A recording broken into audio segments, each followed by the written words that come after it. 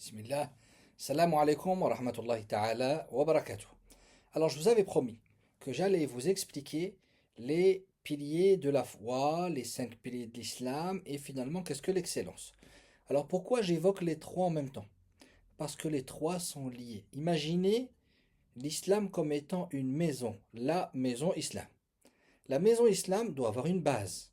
Si ce n'était pas cette base, finalement, la maison va se détruire dans quelques mois, quelques années, si jamais elle n'a pas justement cette base cimentée, cette première dalle qui est fortifiée, finalement comme des racines pour un arbre. Alors c'est pour ça que beaucoup de gens, pas beaucoup de gens, c'est relatif, il y a des gens qui entrent dans l'islam, mais ils en ressortent. Pourquoi? Parce que leur base, elle n'est pas bonne. Justement, cette base, c'est la foi. C'est les 6 piliers de la foi, et on va se concentrer sur les 6 piliers de la foi. Avant de vous expliquer les 6 piliers de la foi, laissez-moi juste vous expliquer l'ensemble de la maison. La maison est constituée de murs. Les murs porteurs, on peut imaginer toute une maison, donc au-dessus de cette base, et c'est justement les 5 piliers de l'islam. Avec un pilier central, on aura l'occasion d'y revenir, c'est la prière. Comme nous dit le prophète sallallahu alayhi wa sallam, il nous explique que le pilier central de l'islam, c'est la prière. Et ensuite, on ne peut pas vivre dans une maison dans laquelle il n'y a pas de fenêtre, il n'y a pas de porte, pas d'électricité. On dira aujourd'hui en 2026, il n'y a pas d'internet. Ok. Il n'y a pas de canapé, il n'y a pas de tapis. Si jamais quelqu'un vit dans ces conditions, il ne pourra pas vivre longtemps et il va peut-être même se rendre malade et ainsi de suite. Il sera dans un inconfort total. Le confort, comme je disais, les portes, les fenêtres, l'électricité, tout ce que vous voulez, c'est justement le bon comportement, l'excellence, la bienfaisance. Alors ça a plusieurs noms. Ce qu'on appelle en arabe al-ihsan. On aura l'occasion d'y revenir. On se concentre aujourd'hui sur la base, sur cette première dalle, ces racines pour l'arbre. Imaginez un arbre centenaire qui a des racines très fortes. Et si ce n'était pas ces racines, il n'aurait pas pu tenir autant. Pareillement, pour moi et vous et moi, lorsqu'on veut avoir une religion fortifiée, forte, alors on doit travailler nos racines. On doit se concentrer sur les piliers de la foi. Alors, on va mettre cette introduction de côté et on va se concentrer sur les piliers de la foi. Les piliers de la foi sont au nombre de 6. Il n'est à aucune personne de venir et de dire moi j'accepte 4 sur 6, cette condition ou cet ingrédient ou ce pilier me paraît insensé, je le refuse. On n'est pas dans un restaurant où on prend ce qu'on veut. L'islam, d'ailleurs Allah Azza wa Jal dit dans le verset, dit أفتؤمنون ببعض الكتاب, vous croyez en une partie du livre, وتكفرون ببعض, et vous mécroyez en une autre partie du livre. C'est juste pas possible, ça n'a pas de sens. Donc le premier pilier de la foi, c'est le plus sensé, le plus logique, c'est d'abord de croire en Allah. Si quelqu'un dit j'accepte l'islam mais j'hésite concernant Allah, on va dire non, tu t'es trompé de porte, on ne parle pas de la même religion. Donc c'est logique que le premier pilier de la foi, c'est Allah. Par contre, il y a une chose à comprendre. Premièrement, Allah, c'est le nom qu'il s'est choisi à lui-même. Premièrement, c'est son nom. Subhanah, gloire et pureté à lui. Deuxièmement, c'est que nous, les musulmans, la conception que Dieu même nous a enseignée, la conception que nous avons de notre Seigneur Allah, c'est qu'il est parfait. Ça veut dire quoi, il est parfait? Il n'oublie pas, il ne se trompe pas, il ne va pas descendre sur terre pour essayer de se battre avec un humain, il ne va pas réussir à le faire tomber, il va lui dire dorénavant je t'appelle Israël, comme on trouve dans la Bible, avec Yaqub alayhi salam, Jacob. Chez nous aussi dans l'islam, il s'appelle Israël. Beni Israël, Benu Israël, les enfants de Israël. Israël, c'est Jacob. Mais par contre, cette histoire incongrue que Dieu serait descendu sur terre et aurait tenté de faire tomber un de ses serviteurs et qu'il n'aurait pas réussi, et ce jusqu'au petit matin. Et pour le féliciter, il lui aurait dit dorénavant, je t'appelle l'homme fort, Israël. Ça, c'est quelque chose qui ne passe pas dans la tête d'un musulman. Un musulman ne peut pas accepter cela. Ou alors qu'on va lui dire Dieu a remarqué que finalement il avait décrété quelque chose de faux et il a décidé de le corriger. Non, non. Dieu est parfait, gloire. Et c'est pour ça d'ailleurs qu'on dit dans un des dhikr qu'on va faire, on aura entre parenthèses, laissez-moi vous dire que je vais vous mettre des petites capsules. Des capsules de 1 minute sur des invocations qui sont les plus importantes, les formulations de la prière, les formulations hors prière, les mots les plus importants. Parmi ces noms, il y a Subhanallah, gloire. et pureté à Allah. Gloire, pour bien marquer que nous ne sommes que des serviteurs faibles et qu'il est lui notre créateur fort, gloire et pureté à lui. Pureté, pureté c'est justement cela. Tanazzaha Rabbi min uyub al-bashar. Allah Azza wa Jal, Allah est exempté des défauts des humains. Ou alors, des fois, on lit aussi des défauts, tout simplement. Ça revient au même. Alors que l'être humain, nous les humains, nous avons des défauts.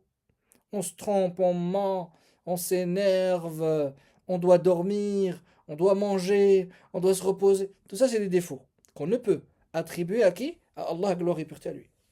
Ensuite, le deuxième. Alors, j'essaie de faire une vidéo courte. On va pas rester.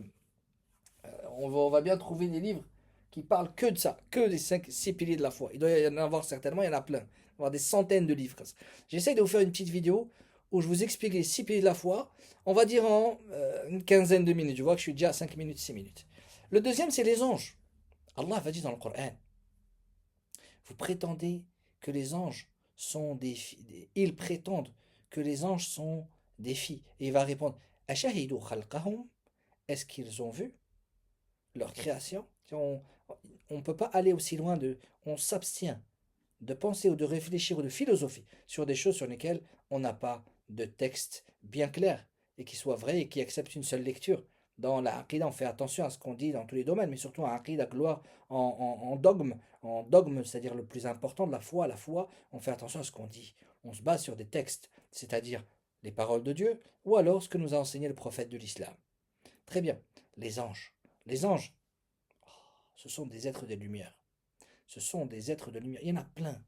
On a un ange à droite qui écrit les bonnes actions, un ange à gauche qui écrit nos mauvaises actions, mais par miséricorde de ton Seigneur, lorsque tu fais une mauvaise action, lorsqu'on fait une mauvaise action, l'ange de la droite, il retient celui de la gauche pendant 6 heures. Et après 6 heures, si la personne ne s'est pas repentie, il écrit. Si jamais il se repentit un peu plus tard, le lendemain ou 10 jours après, alors il va écrire en dessous, il avait fait tel péché et il a demandé pardon à Dieu. Et Dieu lui a exaucé et Dieu lui a pardonné. Ghafarallahu lah.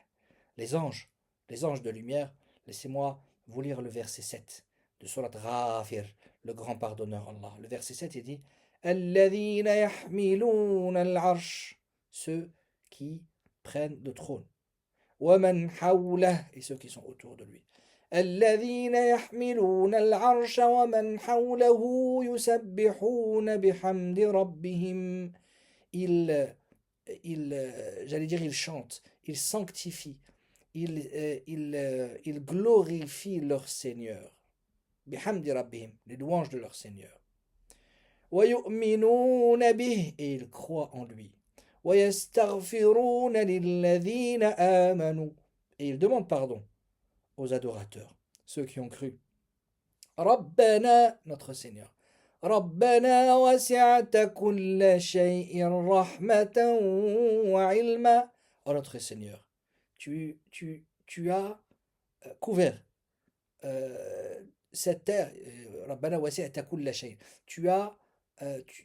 Comment on pourrait dire? Alors, comment c'est traduit? وَسِعْتَ كُلَّ شَيْءٍ رَحْمَةً وَعِلْمًا. Voilà, ta science et ta miséricorde, c'est élargi sur toute chose. فَاغْفِرْ لِلَّذِينَ تَابُوا. Pardonne à ceux qui sont repentis. Pourquoi je vous ai montré ce verset? Pourquoi je veux absolument attirer votre regard sur le verset 7 de la Sourate Ghafir, le grand pardonneur? Parce que ce verset-là, quand on le lit, on arrive à comprendre la logique, l'état d'esprit, ou si vous voulez, qui sont les anges. Ce sont des êtres de lumière et qui aiment les gens comme nous, des gens qui aiment Allah, des gens qui adorent Allah et font des invocations pour nous. Et vous voyez, nous, entre nous, des fois, les humains, on se déteste parce qu'il y a des choses de ce bas monde qui passent entre nos cœurs, il y a le diable qui passe entre nos cœurs, des fois. Mais eux, tellement ils sont purs, tellement ils sont purs. Quand quelqu'un il aime Dieu, quand quelqu'un il a adoré Dieu, ne serait-ce que quelques instants, alors ils font des invocations pour lui, et ils demandent à Dieu de le préserver des péchés, ainsi de suite. Ensuite, le troisième pilier de la foi, 3 sur 6, c'est les livres. C'est-à-dire, nous les musulmans, nous avons une certitude qui est gravée noir sur blanc dans la parole de Dieu, dans le Coran. Il est évoqué que des prophètes, avant Mohammed sallallahu alayhi wa sallam, les prophètes alayhi salam, prière et paix sur eux, ils ont reçu des révélations, c'est-à-dire qui descendent du ciel, par l'intermédiaire d'un ange qui s'appelle Gabriel, Jibril alayhi salam, prière et paix sur lui, c'est lui qui a cette mission de, de diffuser la parole de Dieu, de faire parvenir, de révéler la parole de Dieu. Et voilà que parmi ces livres, on va trouver par exemple l'Évangile. On va trouver aussi la Torah avant l'Évangile, bien sûr. On va trouver Zabour, les psaumes qui ont arrivé à révéler à Sulayman alayhi salam, et ainsi de suite. Daoud alayhi salam, David, et ainsi de suite. On va retrouver tout cela. Par contre, je voudrais attirer votre attention, c'est que chez les musulmans, lorsqu'on parle que les musulmans ont obligation de croire aux livres, la définition de ces livres, ce sont des révélations, je répète, de Dieu par l'intermédiaire de l'ange au prophète. C'est-à-dire si le prophète il vient, il nous dit quelque chose, et que dans le livre on va lire, on va trouver Jésus a dit. Voilà l'enseignement de Jésus. Pour nous, ça c'est pas une révélation. Ça n'entre pas dans le cadre de révélation. Révélation, c'est Dieu qui dit des choses et il enseigne ça par l'intermédiaire, plutôt, c'est transmis par l'intermédiaire. Les mots précis de Dieu sont transmis par l'intermédiaire de Gabriel, Jibril alayhi salam, et Jibril alayhi salam. Il va donner cela au prophète, que ce soit Abraham, que ce soit Jésus, que ce soit Moïse aussi qui a reçu la révélation, et Mohammed sallallahu alayhi wa sallam, et Daoud alayhi salam. Il faut bien comprendre cela. Ça veut dire quand on me dit par exemple dans la Bible que Jésus a enseigné, Jésus a dit, pour nous ça ne rentre pas dans la révélation. Nous aussi on a ça, des enseignements prophétiques. C'est en deçà de la parole de Dieu, c'est logique. C'est-à-dire, nous, on ne peut pas adorer Dieu avec les paroles du prophète. On ne va pas prendre le livre où il y a cité les citations que le prophète a dit et on va prier Dieu avec ça. Non, on ne prie pas Dieu avec ça. Nous, on prie avec la parole de Dieu. Donc là, on voit, on comprend mieux ce qui se passe. Très bien. Par contre, le Coran va nous dire que les livres antérieurs, les livres célestes, ont été dévoyés, ont été changés. Donc Allah Azzawajal va dénoncer ça dans le Coran, que les gens du livre ont changé la parole de Dieu. Par conséquent, si quelqu'un il vient et il me dit ceci est la Torah, ceci est l'évangile, je ne peux pas le croire.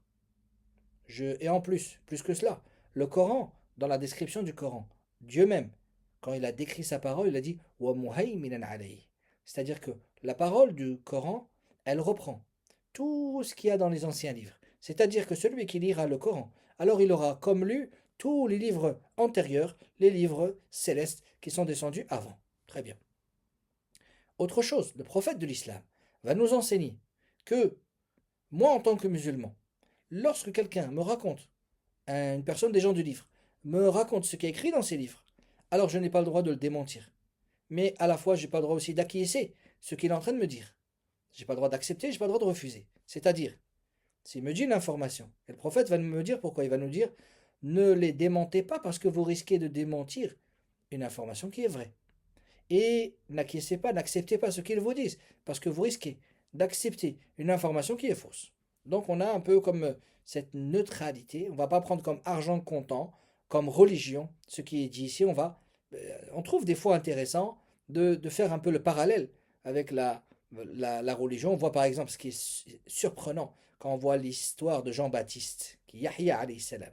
Jean c'est Yahya alayhi salam. Baptiste parce que pur, parce qu'il a fait la da'wa, parce qu'il a appelé les gens à Dieu, etc.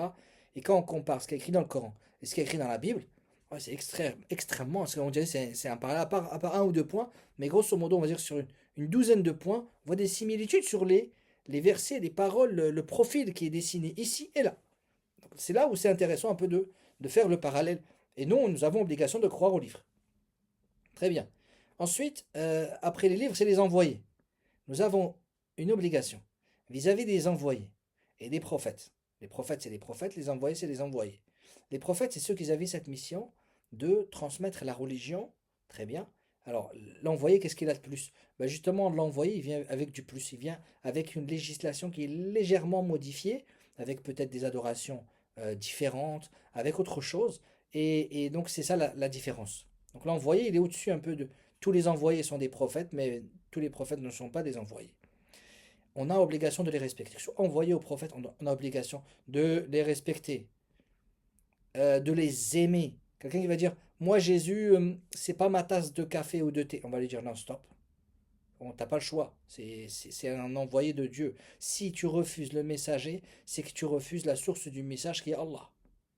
Donc tu n'as pas le choix. Abraham, Lot, alayhi salam, Salomon, chez nous les musulmans, Salomon, c'est un prophète de Dieu. Comme chez les juifs. Par contre, les chrétiens, chez eux, non, c'est pas un prophète. Obligation de les aimer. On n'a pas le droit de leur attribuer des choses mauvaises. Qu'ils ont bu du... voilà, on va avoir des choses dans la Bible, par exemple, qu'un prophète de Dieu a bu une boisson enivrante et qu'il aurait fait des choses inconcevables avec ses filles. Donc ça, c'est des choses qui ne sont pas acceptées dans la religion. On n'a pas le droit de dire cela de genre de prophète. Ou alors que c'est des voleurs, ou des menteurs, ou qu'ils auraient trahi leur peuple, ou alors... Non, rien de cela n'est accepté concernant les... Alors imaginez un instant que Dieu aurait envoyé des prophètes qui normalement doivent être des modèles. Et voilà que il faisait tout ce qui est impensable. Pour être gentil, on va s'arrêter juste à mentir et voler. Ok? On va pas aller dans les choses qui touchent à la dignité. Et bien que mentir et voler, ça fait partie des grands péchés. Mais au moins, on va pas toucher à la dignité des prophètes par amour pour eux. Imaginons que Dieu aurait envoyé un homme. Cet homme-là aurait été un voleur, ce qui n'est pas le cas, alhamdoulilah. Et que moi, vous me prendriez la main dans le sac en train de voler. Alors qu'est-ce que je vous dirais? Je vous dirais, mais même les prophètes ont volé, et vous me demandez de ne pas voler moi, mais vous me demandez quelque chose qui est au-dessus de mes moyens. Même les gens qui ont été envoyés par Dieu, même eux, ils volaient. Donc voilà, c'est pour ça que Dieu a envoyé des gens qui sont des modèles. Dieu les a préservés des grands péchés. Maintenant, ils pouvaient se tromper concernant les choses de ce bas monde. Ils ne connaissaient pas l'invisible. Eux, ils faisaient du mieux qu'ils pouvaient pour, réaliser leur mission, qui était de transmettre le message de Dieu, la révélation, ou alors la religion pour ceux qui n'avaient pas de révélation particulière. Autre chose, après on va parler d'Allah, subhanah, gloire et pureté à lui, des anges, alayhi salam, prière et paix sur eux, sur les livres, bénis, sur les envoyés, prière et paix sur eux. Il nous reste le cinquième et le sixième. Alors je vois qu'on a dépassé 15 minutes, on a 17 minutes. Le jour du jugement dernier. Quand on dit le jour du jugement dernier, croire, le cinquième pilier dit croire au jour du jugement dernier, ça comporte tout ce qui arrive au moment, j'allais dire à partir de la mort. Non, même les affres de la mort. Pour certains, la mort va être difficile, pour d'autres, ça va être doux. Et ensuite, après cela, tout ce qui se passe dans la tombe, tout ce qui se passe lorsqu'on sera ressuscité. Dieu va nous rendre la vie, va nous faire sortir. Tout ce qui se passe à l'intérieur de la tombe, que ce soit le bonheur de la tombe, que ce soit le châtiment de la tombe. Ça, c'est évoqué dans les hadiths. C'est arrivé dans tellement de hadiths, tellement de chaînes de transmission différentes, que ça fait partie de la religion. Et en plus, c'est évoqué aussi dans le Coran. Et ensuite, qu'est-ce qu'on a encore? Le Sérat, le pont du Sérat. Après, on trouve quoi? On trouve, avant le pont du Sérat, on a le jour du jugement dernier. Ça veut dire la balance. Ça veut dire, on sera questionné sur chacune de nos actions, petites ou grandes. Et ensuite, si on s'en sort, alors là, on va du côté du pont. Et si on réussit à s'en sortir du pont ou alors de plusieurs ponts, alors là, quand on aura dépassé tout cela, là, on va rentrer au paradis. C'est pas fini. Quand on rentre au paradis, il y a des degrés. Quel degré on va atteindre? Donc c'est pour cela qu'on a des épreuves, c'est pour ça qu'on est éprouvé, c'est pour ça qu'on a des difficultés. C'est justement pour voir, mais à quel niveau, à quelle station on va s'arrêter et on va profiter, savourer de cet endroit qui est le paradis et notre place du paradis. Comme le dit Allah dans le Coran, Allah va leur faire connaître leur place du paradis. Quand ils vont arriver au paradis, ils vont dire ici c'est chez moi. Comme l'enfant, lorsqu'il naît, il sait qu'il doit crier, il sait qu'il doit boire du lait. Et lorsque tu lui passes du lait, il se tait et il sait reconnaître l'odeur de sa mère. De la même manière, on reconnaîtra de manière innée, de manière naturelle, on reconnaîtra notre place du paradis. Inch'Allah, ya Rabbi, ya Rabbi. Vous et nous, Inch'Allah, majbouin. Qu'Allah Azzawajal nous rassemble dans le bien. Ensuite, il reste le destin. Nous, en tant que musulmans, nous avons obligation de croire en ce pilier de la foi qui est le destin. Le destin ne veut pas dire que Dieu a tout écrit pour nous et ne nous a pas laissé une marge de libre arbitre. Non, on a un libre arbitre. Par contre, ce libre arbitre, il ne peut pas contredire la volonté de Dieu. Dieu a décidé qu'il allait faire nuit, ou alors que tu allais tomber malade, et toi tu décides autre chose. Non, c'est pas possible. Il ne peut pas contredire la connaissance de Dieu. En 2027, un savant dira, un inventeur, ou une personne qui va faire une découverte, je viens de découvrir une chose que même Dieu ne savait pas. Ça, c'est pas possible. Donc, le libre arbitre ne peut pas contredire la force de Dieu. Quelqu'un qui dit, bah tiens, Dieu voulait que je passe ici, bah, je vais aller courir plus vite et je vais me retrouver là-bas. C'est pas possible. Des choses qui ne sont pas possibles. Donc, il y a une chose qui s'appelle le destin, le destin, c'est quelque chose qui nous dépasse. Et on ne le connaît pas. C'est quand qu'on peut parler du destin? C'est quand il est passé. J'ai eu un accident. 2 jours après, je vais dire, c'était mon destin. Je l'accepte. Parce que c'est passé. J'ai vu une fille qui me plaisait, et on s'est mariés. Alhamdoulilah, là je dis Alhamdoulilah, c'était mon destin de me marier avec cette sœur. Super, impeccable. Par contre, je peux pas, lorsque je vois une voiture dans la rue, une maison, ou alors une fille qui va voir un garçon, qui va dire, ce garçon-là, c'est mon destin. Alors pourquoi je fais exprès d'utiliser cet exemple? Parce qu'on trouve beaucoup de jeunes qui disent ça, c'est-à-dire qu'ils disent, personne ne peut s'opposer à mon destin. Ce garçon-là, c'est mon destin. Ou alors le contraire, un garçon qui va dire, cette fille-là, c'est ma destinée. C'est ma vie, elle fait déjà partie de ma vie. Alors que non, le destin, c'est le travail de Dieu, ça appartient à Dieu. On n'a pas le droit de s'immiscer là-dedans. Par contre, nous, on a des milliers de leviers, on fait tout ce qu'on est capable de faire pour avoir la vie la plus agréable, la plus belle, la plus confortable, confortable religieusement, spirituellement parlant, mais aussi dans ce bas monde. Fais ce que tu peux tant que c'est autorisé. Ok. Ne te cache pas en disant, bah déjà tout est écrit, ça sert à rien que je m'avance ou que je fasse des efforts. Non, fais de ton mieux pour faire évoluer ta vie, ton cadre, ton ambition, ta personne, ta famille, ce que tu veux, les projets que tu veux réaliser. Libre à toi. Mais par contre, en fait, ce qui fait la différence, le fait qu'on croit au destin, si jamais il y a des contre-performances, des difficultés, qu'est-ce qu'on dit? Et que finalement, ben, il y a une conclusion. Toute l'année, j'ai travaillé, mais à la fin, je n'ai pas réussi mon diplôme, alors que j'ai mis tout, j'allais dire toutes les chances, la chance n'existe pas. J'ai mis tout de mon côté, tous les atouts de mon côté. Et à la fin, j'ai pas eu le diplôme. Alors là, qu'est-ce que je vais dire? Je vais dire, voilà, j'ai fait de mon mieux. Alhamdulillah, j'ai utilisé toutes les causes possibles. À la fin, j'ai pas eu ce diplôme. Alhamdulillah, louange à Allah. J'accepte mon destin. Je dois accepter le destin qui soit bon, qui soit mauvais. C'est pas juste quand il est bon. Et mauvais, ça peut être vraiment atroce. Ça peut être je perds la motricité, je perds une jambe, je perds ma santé, je perds des finances, je perds la vie, une vie très chère. Je perds mon épouse, je perds ma fille, je perds mon garçon, je perds mon père, ma mère. Ça peut être un ami, ça peut être atroce. Mais quoi qu'il se passe, le verset dit que les vrais, c'est qui? C'est ceux qui, lorsqu'ils ont une perte, le verset même l'appelle Musibat al-Maut, la catastrophe de la mort, la douleur, l'affre de la mort. C'est douloureux de perdre quelqu'un. Et juste après, un peu plus loin, Dieu va dire les meilleurs, ce sont ceux qui se rappellent et qui disent Inna lillah, nous appartenons à Allah. Wa inna ilayhi raji'un, et vers Allah nous retournerons. Alors, euh, alors lorsque j'ai parlé du destin, j'ai parlé du libre arbitre, ça n'aurait pas de sens que Dieu nous rétribuerait positivement ou négativement si ben, il n'y avait aucune marge pour qu'on puisse être responsable de nos actions. Ça n'aurait pas de sens qu'on puisse être puni alors que Dieu a tout écrit et que finalement, ben, Dieu connaît à l'avance, bien sûr. Si je suis professeur de mathématiques, au bout d'un mois, je serai capable de dire qui sont les élèves qui vont réussir au bac et qui vont rater. Je pourrais avoir une marge d'erreur. Par contre, Dieu, il n'a aucune marge d'erreur. Subhanallah, gloire et pureté à lui. Je finis avec cette histoire. Il y avait un compagnon qui était un peu troublé par cette question du destin, parce que le destin, vous savez, quand les pieux, les savants, ils parlent du destin, vous savez, la définition qu'ils donnent, ils disent, c'est le secret le plus gardé de Dieu, qui n'a été accordé ni à un prophète aimé, ni à un ange rapproché. Juste nos téléphones, on ne sait pas comment ils fonctionnent. Nos voitures qu'on roule, on ne sait pas comment ça fonctionne. On ne connaît pas le détail du moteur. On ne sait pas comment ça fonctionne. On a une idée générale, mais on ne sait pas comment ça fonctionne. Alors, on est arrogant lorsqu'on veut comprendre comment cette machine, qui a traversé toutes les époques, qui a servi tous les humains et les non-humains, tous les êtres vivants, durant toutes ces, peut-être des milliers et des millions d'années, le destin a fonctionné et on veut comprendre cette machine-là. C'est le secret de Dieu. Par contre, il y a une règle qu'on doit se rappeler, et cette règle-là, c'est un compagnon qui nous la rappelle. Un jour, il a été un peu troublé concernant le destin, et il est parti toquer à la porte des compagnons, et ils ont tous dit la même chose. Et ils ont dit, écoute, concernant le destin, le prophète de l'islam, sallallahu alayhi wa sallam, il nous a donné une règle. Et nous, on fonctionne avec cette règle.